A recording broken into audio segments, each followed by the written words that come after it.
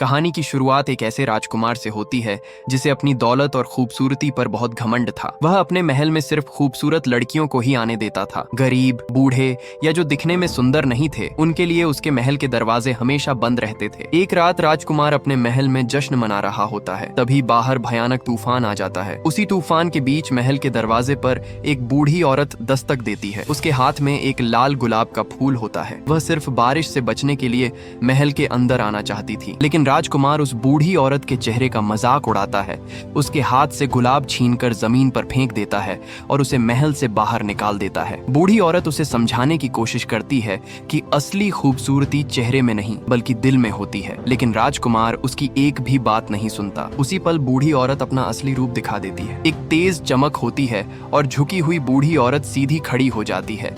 उसके कपड़े बदल जाते हैं, चेहरा बदल जाता है और उसकी सारी झुर्रियां गायब हो जाती हैं। अब वहां एक बेहद खूबसूरत और शक्तिशाली जादूगरनी खड़ी होती है।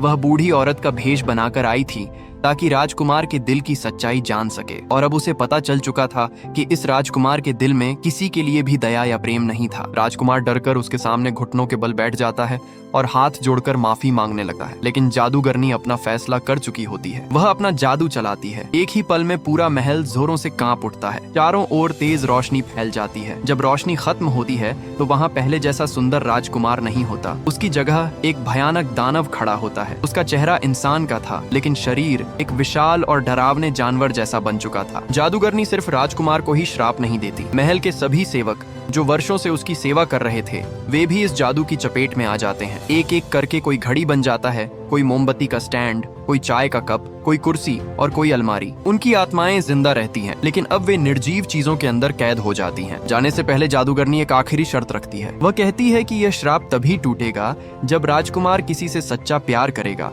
और बदले में वही प्यार उसे भी मिलेगा। लेकिन यदि इस जादुई गुलाब की आखिरी पंखुड़ी गिरने से पहले ऐसा नहीं हुआ तो राजकुमार हमेशा के लिए दानव बना रहेगा और उसके सभी सेवक जो अब वस्तुओं में बदल चुके हैं हमेशा के लिए निर्जीव हो जाएंगे। इसके बाद जादूगरनी अपना जादू चलाकर दुनिया के सभी लोगों की यादों से राजकुमार और उसके महल का अस्तित्व मिटा देती है। अब कोई उन्हें याद नहीं रखेगा और न ही कोई उन्हें ढूंढने आएगा। इसके बाद वह खूबसूरत महल कई वर्षों तक गहरी खामोशी में डूबा रहता है और फिर कई साल बीत जाते हैं। हमें एक छोटा सा गांव दिखाया जाता है। इसी गांव में एक लड़की रहती थी जिसका नाम बेल था। बेल इस गांव की सबसे अलग लड़की थी। अलग इसलिए नहीं कि वह खूबसूरत थी, हालांकि वह थी, बल्कि इसलिए क्योंकि उसे किताबें पढ़ना बहुत पसंद था। गांव के बाकी लोग अपनी अपनी जिंदगी में व्यस्त रहते थे, लेकिन बेल एक किताब लेकर किसी अलग ही दुनिया में खो जाती थी। बेल अपने पिता के साथ रहती थी। उसके पिता एक सीधे साधे और बेहद प्यार करने वाले इंसान थे जो अपने हाथों से सुंदर चीजें बनाया करते थे। वे अपनी बेटी से बहुत ज्यादा प्यार करते थे। इसी गांव में गैस्टन नाम का एक और आदमी रहता था। वह दिखने में बेहद हैंडसम,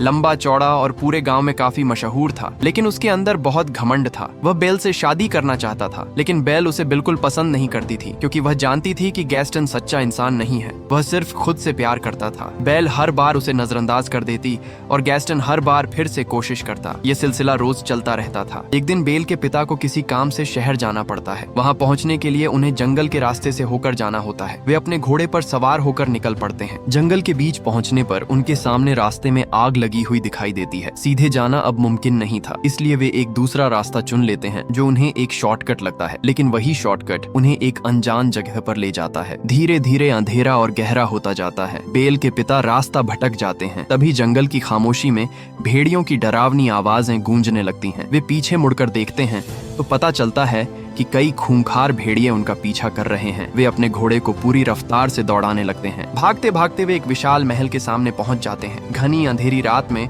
वह महल उनके सामने खड़ा था, बहुत बड़ा, रहस्यमयी और डरावना, लेकिन साथ ही ऐसा लगता था मानो वह उन्हें सुरक्षा का वादा भी कर रहा हो। बेल के पिता के पास और कोई रास्ता नहीं था। वे घोड़े से उतरते हैं और महल के अंदर चले जाते हैं। महल के अंदर पहुंचते ही वे हैरान रह जाते हैं। वहां कोई दिखाई नहीं देता, लेकिन महल बिल्कुल सुनसान भी नहीं लगता। चारों तरफ मोमबत्तियां जल रही होती हैं। खाने की मेज पर तरह तरह के स्वादिष्ट व्यंजन सजे हुए थे, जैसे किसी बहुत खास मेहमान का इंतजार हो रहा हो। बेल के पिता को बहुत तेज भूख लगी थी, इसलिए वे बैठकर खाना खाने लगते हैं। तभी कुछ बेहद अजीब होता है। उनके सामने मेज पर रखा एक चाय का कप अपने आप उठ जाता है और सीधे उनसे बात करने लगता है। यह देखकर बेल के पिता घबरा जाते हैं। उन्हें लगता है कि कोई बुरी आत्मा या जादू उन्हें डराने की कोशिश कर रहा है। वे घबराकर वहां से भागने लगते हैं, लेकिन यहाँ एक जरूरी बात समझनी चाहिए। ये चाय का कप, ये मोमबत्तियां, ये घड़ी और महल की बाकी सभी चीजें पहले इंसान थीं। वे इसी महल के सेवक और नौकर थे, लेकिन जादूगरनी के श्राप की वजह से वे सभी अलग अलग चीजों में बदल गए थे। उनकी आत्माएं अब भी जिंदा थीं। वे बोल सकते थे, चल सकते थे, महसूस कर सकते थे, लेकिन उनके पास अब इंसानी शरीर नहीं था। बेल के पिता भागते भागते महल के बगीचे में पहुंच जाते हैं। बगीचे में चारों तरफ सफेद गुलाब के फूल खिले हुए थे। उन्हें अपनी बेटी बेल की बात याद आती है। बेल ने उनसे कहा था, बाहर जाते समय मेरे लिए एक फूल जरूर लेकर आइएगा। वे एक गुलाब तोड़ने के लिए हाथ बढ़ाते हैं। जैसे ही फूल टूटता है, अंधेरे से एक साया बाहर निकलता है। बीस्ट। पहली बार जब बीस्ट सामने आता है तो ऐसा लगता है जैसे पूरी दुनिया एक पल के लिए थम गई हो। वह बहुत विशाल था। उसकी आंखों में गुस्से की आग जल रही थी और उसकी गरजती हुई आवाज पूरे महल में गूंज रही थी। वह सीधे बेल के पिता की तरफ बढ़ता है। सिर्फ एक फूल के लिए तुमने मेरे बगीचे में कदम रखा?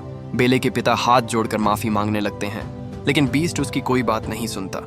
उसकी नजर में यह छोटा सा फूल नहीं था, यह उसकी जगह की बेहुरमती थी।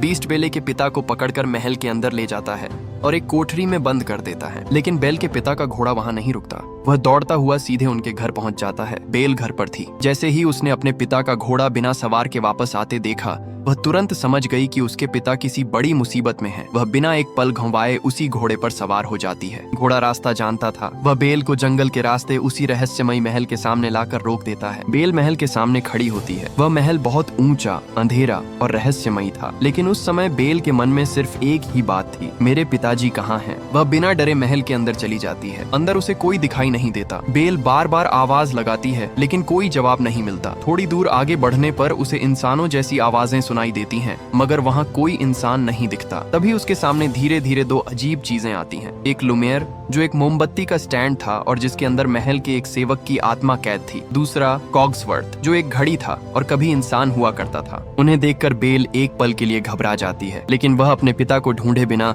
वहां से जाने वाली नहीं थी। महल में तलाश करते करते बेल ऊपर की मंजिल पर पहुंच जाती है। वहां एक बंद दरवाजे के पीछे से उसे अपने पिता की आवाज सुनाई देती है। वह दौड़कर दरवाजे तक पहुंचती है। दरवाजे पर ताला लगा था। अंदर उसके पिता ठंड से कांप रहे थे और एक कंबल में लिपटे बैठे थे। भाग जाओ बेल, जितनी जल्दी हो सके यहाँ से भाग जाओ, वह बहुत खतरनाक है। मुझे सिर्फ एक फूल तोड़ने की सजा मिली है, तुम यहाँ मत रुको। लेकिन बेल पीछे नहीं हटती। वह वहीं डट कर खड़ी रहती है। तभी पूरे महल में फिर से गहरा सन्नाटा छा जाता है। भारी कदमों की आवाज गूंजती है। बीस्ट वहाँ आ जाता है। बेल पहली बार बीस्ट को सामने से देखती है। वह इतना विशाल था कि उसके सामने दरवाजा भी छोटा लग रहा था। उसकी ठंडी और कठोर आंखें, डरावना चेहरा और गरजती हुई आवाज किसी का भी दिल दहला सकती थी, लेकिन बेल नहीं डरती। वह सीधा बीस्ट की आंखों में देखकर कहती है कि वह अपने पिता से मिलना चाहती है। बीस्ट बिना कोई नरमी दिखाए साफ इनकार कर देता है। बेल की आंखों में गुस्सा भर जाता है। वह बीस्ट से कहती है कि वह कितना जालिम है, सिर्फ एक फूल तोड़ने की इतनी बड़ी सजा, और वह फूल भी उसके पिता ने उसके लिए तोड़ा था। अगर कोई दोषी है तो वह खुद है, उसके पिता नहीं। इसलिए उसके पिता को नहीं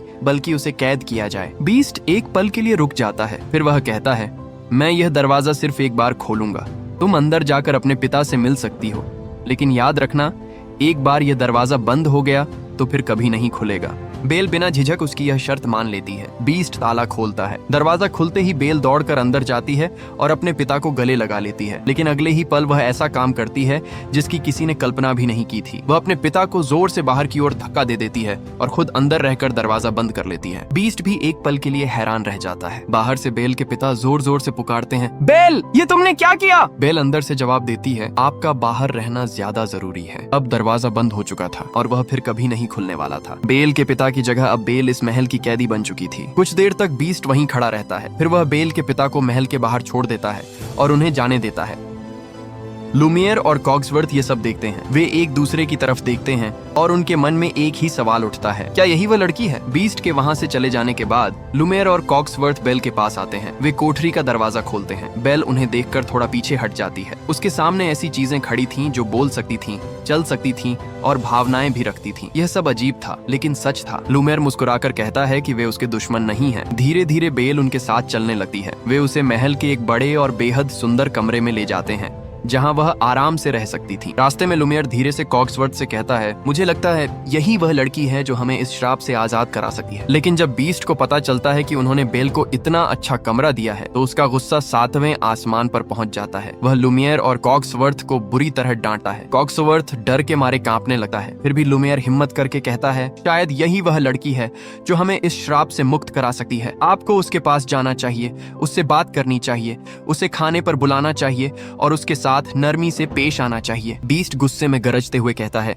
क्या मैं एक चोर की बेटी के साथ बैठकर खाना खाऊं? कभी नहीं। लेकिन लुमियर, कॉक्सवर्थ और मिसेस पॉट्स मिलकर धीरे धीरे उसे समझाते हैं। उनके पास एक मजबूत दलील भी थी। वे कहते हैं कि इस पूरे श्राप का कारण खुद बीस्ट है। उन्होंने तो कोई गलती नहीं की थी। अगर उस दिन उसने उस बूढ़ी औरत का गुलाब स्वीकार कर लिया होता तो आज यह दिन कभी नहीं आता। इसीलिए अब उसे कम से कम एक बार कोशिश जरूर करनी चाहिए। आखिरकार बीस्ट का गुस्सा थोड़ा शांत हो जाता है। वह बेल के कमरे के दरवाजे तक जाता है। भारी कदमों की आवाज पूरे गलियारे में गूंजती है। वह दरवाजे पर जोर से दस्तक देता है और कहता है, तुम मेरे साथ खाना खाओगी और इसे मेरी विनती मत समझना। अंदर से बेल तुरंत जवाब देती है, क्या तुम पागल हो? पहले तुमने मेरे पिता को कैद किया, फिर मुझे कैद कर लिया और अब चाहते हो कि मैं तुम्हारे साथ बैठकर खाना खाऊं? मिसेस पॉट्स चाय का कप लेकर बेल के पास आती है। वह प्यार से कहती हैं कि एक बार बीस्ट को समझने की कोशिश करे, वह दिल का बुरा नहीं है। इसके बाद लुमियर और महल की बाकी जादुई चीजें मिलकर बेल को एक शानदार कमरे में ले जाती हैं। वहाँ स्वादिष्ट खाना सजा हुआ था। चारों तरफ मोमबत्तियां जगमगा रही थीं और महल की सभी जादुई चीजें नाचने गाने लगती हैं। ये सब सिर्फ बेल को खुश करने के लिए था। वे चाहते थे कि बेल मुस्कुराए और इसी महल में रह जाए। दूर खड़ा बीस्ट यह सब चुपचाप देख रहा था। उसकी आंखों में अब भी गुस्सा था, लेकिन वह वहां से जाता नहीं। रात को बेल अपने कमरे की ओर लौट रही होती है। तभी उसकी नजर एक बंद दरवाजे पर पड़ती है। जिज्ञासा में वह धीरे से दरवाजा खोलकर अंदर चली जाती है। कमरे के बीचों बीच एक कांच के डिब्बे में एक चमकता हुआ लाल गुलाब रखा था। उसके नीचे कुछ पंखुड़ियां पहले ही गिर चुकी थीं। बेल उस गुलाब को पास से देखने के लिए अपना हाथ बढ़ाती है। तभी अचानक दरवाजे से बीस्ट अंदर आ जाता है। नहीं, रुको! उसकी आवाज में गुस्से से ज्यादा डर था। उसी पल बेल पहली बार बीस्ट की आंखों में सच्चा भय और गहरी बेचैनी देखती है। बीस्ट कहता है, तुम्हें अंदाजा भी नहीं है कि तुम क्या करने वाली थी। अगर इस गुलाब को कुछ हो जाता तो हम सब हमेशा के लिए खत्म हो जाते। लेकिन अगले ही पल वह अपनी कमजोरी छिपाने के लिए फिर से गुस्से का सहारा लेता है। वह जोर से चिल्लाता है, यहाँ से चली जाओ और दोबारा मुझे अपनी शक्ल मत दिखाना। बीस्ट की उस तेज चीख से बेल बुरी तरह घबरा जाती है। उसकी आंखों में आंसू आ जाते हैं। वह भागती हुई महल से बाहर निकलती है, घोड़े पर सवार होती है और सीधे जंगल की ओर चली जाती है। लेकिन जंगल सुरक्षित नहीं था। पहले एक भेड़िया दिखाई देता है, फिर दूसरा, और देखते ही देखते पूरा झुंड बेल को चारों तरफ से घेर लेता है। उसका घोड़ा डरकर बेकाबू हो जाता है। बेल उसे संभालने की पूरी कोशिश करती है, लेकिन भेड़िए बहुत ज्यादा थे और बेहद खतरनाक भी। तभी पीछे से एक भारी गरजती हुई आवाज सुनाई देती है। बीस्ट आ गया था। वह अकेले ही भेड़ियों से भिड़ जाता है। लंबी लड़ाई के बाद वह सभी भेड़ियों को वहां से भगा देता है, लेकिन इस लड़ाई में वह खुद भी बुरी तरह घायल हो जाता है और जंगल की जमीन पर गिर पड़ता है। बेल घोड़े पर बैठी थी। वह चाहती तो वहां से हमेशा के लिए चली जाती, लेकिन कुछ पल बाद वह रुक जाती है। वह पीछे मुड़कर देखती है। बीस्ट जमीन पर पड़ा था, घायल, दर्द में और बिल्कुल अकेला। बेल वापस लौट आती है। वह घोड़े से उतरकर बीस्ट के पास जाती है और कहती है, मैं तुम्हें उठा नहीं सकती, तुम्हें खुद हिम्मत करके उठना होगा। बीस्ट बड़ी मुश्किल से खड़ा होता है। बेल उसकी मदद करती है और उसे अपने साथ घोड़े पर बैठाकर वापस महल ले आती है। महल के सभी श्रापग्रस्त सेवक बेल को वापस देखकर बेहद खुश हो जाते हैं। उनके दिलों में एक बार फिर उम्मीद की किरण जग उठती है। बेल बहुत प्यार और सावधानी से बीस्ट के घावों पर मरहम लगाती है। उसके हाथ कांप रहे थे, लेकिन वह बिना रुके उसकी देखभाल करती रहती है। दोनों कुछ देर तक चुप रहते हैं। फिर उस खामोशी को तोड़ते हुए बेल धीरे धीरे एक कविता की पंक्तियां पढ़ती है। बीस्ट उसी कविता की अगली पंक्ति पूरी कर देता है। बेल हैरानी से उसकी तरफ देखती है। वह पूछती है, क्या आपको भी कविताएं पढ़ना पसंद है? बीस्ट थोड़ा झिझकते हुए जवाब देता है, रोमांस वाली कविताएं नहीं, लेकिन मैंने बहुत सी किताबें पढ़ी हैं। बेल मुस्कुराकर कहती है, मुझे तो प्यार की कहानियां और किस्से सबसे ज्यादा पसंद हैं। बीस्ट हल्की सी मुस्कान के साथ कहता है, तो फिर आओ। वह बेल को अपनी लाइब्रेरी में ले जाता है और बेल, जो अपने पूरे गांव में एक भी अच्छी किताब ढूंढने के लिए तरसती रही थी, इस लाइब्रेरी को देखकर एक पल के लिए सांस लेना भूल जाती है। छत तक अलमारियां भरी हुई थीं। वहां एक से बढ़कर एक हजारों किताबें रखी थीं। बीस्ट कहता है कि अगर बेल यहाँ रहना चाहती है तो रह सकती है और आज से यह पूरी लाइब्रेरी उसकी है। बेल की हैरान और खुश आंखें सब कुछ कह देती हैं। धीरे धीरे समय के साथ दोनों एक दूसरे के साथ समय बिताने लगते हैं। साथ में खाना खाते हैं, बगीचे में सैर करते हैं लाइब्रेरी में एक एक किताब के बारे में बातें करते हैं। दोनों की पसंद और नापसंद धीरे धीरे एक दूसरे को पता चलने लगती है। एक दिन बीस्ट बेल को एक जादुई किताब दिखाता है। वह कहता है कि यह किताब उसे जादूगरनी ने दी थी। इसके जरिए वे किसी भी समय में जा सकते हैं, अतीत में भी और भविष्य में भी। बेल कहती है कि वह उस समय में जाना चाहती है जब वह आखिरी बार अपनी माँ से मिली थी। दोनों उस समय में पहुंचते हैं। वहाँ बेल को एक ऐसा सच पता चलता है जिसकी उसने कभी कल्पना भी नहीं की थी। उसकी माँ एक खतरनाक बीमारी से पीड़ित थी। उन्होंने ही अपने पति से कहा था कि बेल को लेकर हमेशा के लिए वहां से चले जाओ ताकि बेल को यह बीमारी न लगे। बेल का दिल भर आता है। उसने हमेशा सोचा था कि उसकी माँ उन्हें छोड़कर चली गई थी, लेकिन सच तो यह था कि उन्होंने अपनी बेटी को बचाने के लिए ऐसा किया था। दोनों वापस वर्तमान में लौट आते हैं। कुछ देर तक दोनों के बीच खामोशी रहती है। फिर वे पहले से भी ज्यादा एक दूसरे के करीब आ जाते हैं। महल के सभी जादुई सेवक एक दूसरे की तरफ देखते हैं। लुमियर कॉग्सवर्थ से कहता है कि अब समय आ गया है। कॉग्सवर्थ कहता है कि बीस्ट अभी तैयार नहीं है। लुमियर जवाब देता है, कब तैयार होगा? जब गुलाब की आखिरी पंखुड़ी भी गिर जाएगी। बीस्ट पूछता है, क्या तुम्हें अपने पिता की याद आती है? बेल नजरें झुकाकर कहती है,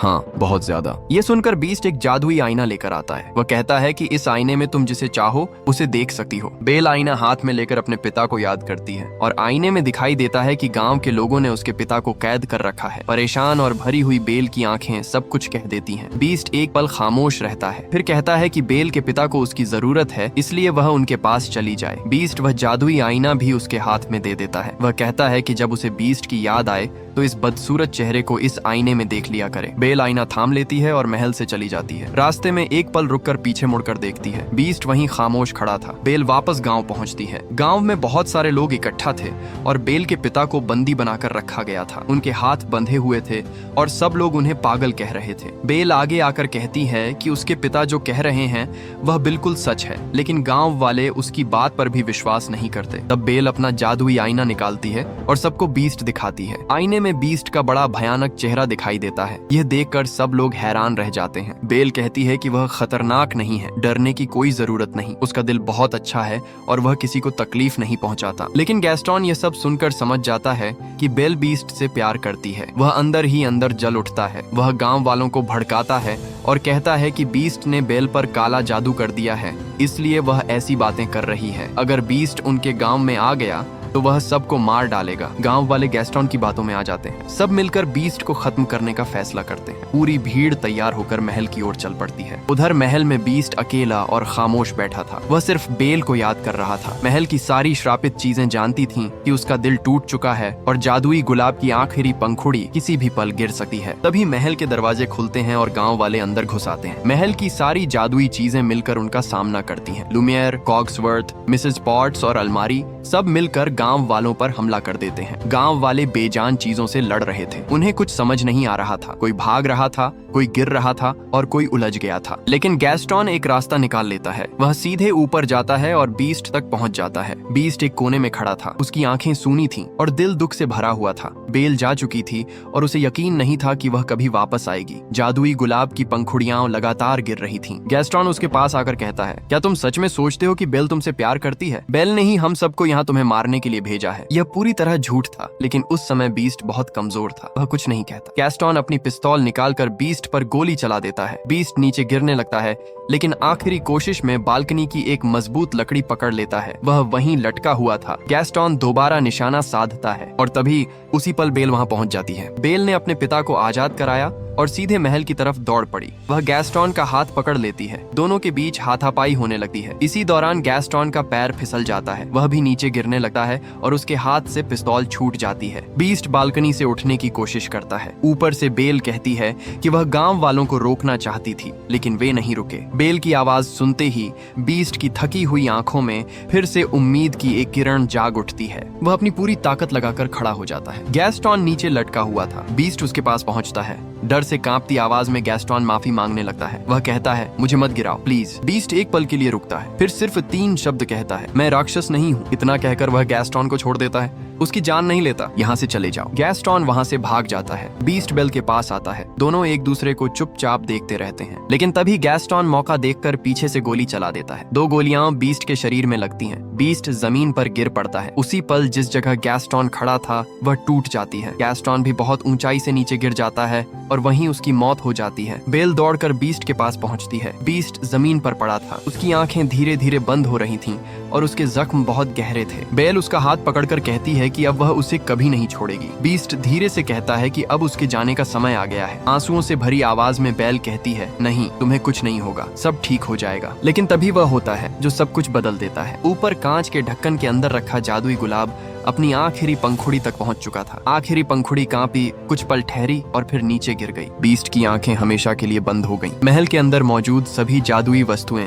लुमियर, कॉक्सवर्थ, मिसेस पॉट्स और बाकी सब एक एक करके फिर से बेजान होने लगी। पूरे महल पर एक गहरी खामोशी छा गई, जैसे दुनिया की सारी रोशनी बुझ गई हो। बेल बीस्ट के शरीर पर झुक गई, रोती हुई आंखों से उसे देखा और पूरे दिल से कहा, मैं तुमसे प्यार करती हूँ। उसी पल बाहर से अगाथे वहाँ आती है, वही औरत जिसे गांव वालों ने कभी अपने बीच से निकाल दिया था। जैसे ही वह पास आती है, पूरे महल में एक अनोखी रोशनी फैलने लगती है, क्योंकि अगाथे कोई साधारण औरत नहीं थी, वही जादूगरनी थी जिसने कभी बीस्ट को श्राप दिया था। वह देखती है कि बीस्ट को सच्चा प्यार मिल चुका है और बेल भी उससे सच्चा प्यार करती है। श्राप की शर्त पूरी हो चुकी थी। जादूगरनी अपनी आंखें बंद करती है और पूरे महल में रोशनी का सैलाब फैल जाता है। बीस्ट के शरीर के चारों ओर तेज चमक उठती है। बेल एक कदम पीछे हट जाती है और हैरानी से यह सब देखने लगती है। बीस्ट का शरीर धीरे धीरे बदलने लगता है। उसके बाल छोटे होने लगते हैं, नाखून सामान्य हो जाते हैं, उसके हाथ फिर से इंसानों जैसे बन जाते हैं और उसका चेहरा भी बदलने लगता है। कुछ ही पल में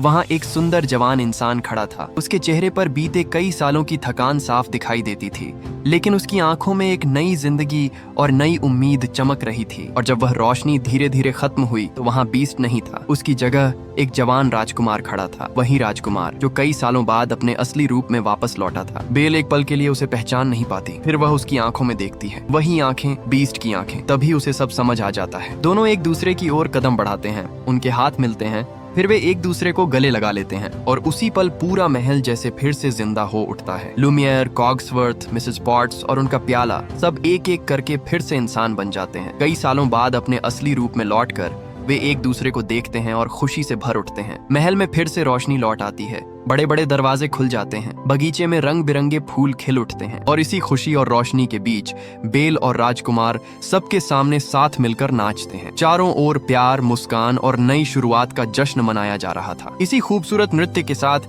यह दिल को छू लेने वाली कहानी यहीं समाप्त होती है। उम्मीद है आपको यह कहानी पसंद आई होगी। अगर आपको यह वीडियो अच्छा लगा हो तो इसे लाइक जरूर करें और हमारे चैनल को सब्सक्राइब करें ताकि हमारी अगली वीडियो सबसे पहले आप तक पहुंचे। तो फिर मिलते हैं अगली वीडियो में, तब तक के लिए बहुत बहुत धन्यवाद।